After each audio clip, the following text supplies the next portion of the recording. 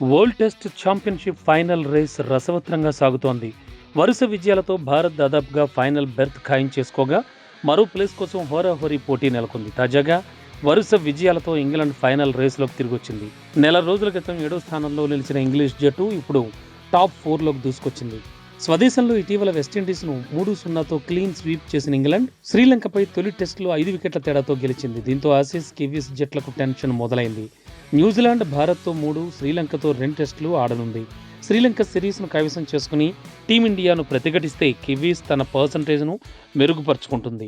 ఇక భారత్తో 5 టెస్టుల సిరీస్లో ఆసీస్ చిత్తుగా ఓడితే 2వ స్థానాన్ని కోల్పోవాల్సి వస్తుంది. మరోవైపు ఇంగ్లాండ్ శ్రీలంకతో సిరీస్ ముగిసిన అనంతరం పాకిస్తాన్తో 3 టెస్టులు ఆడాల్సి ఉంది.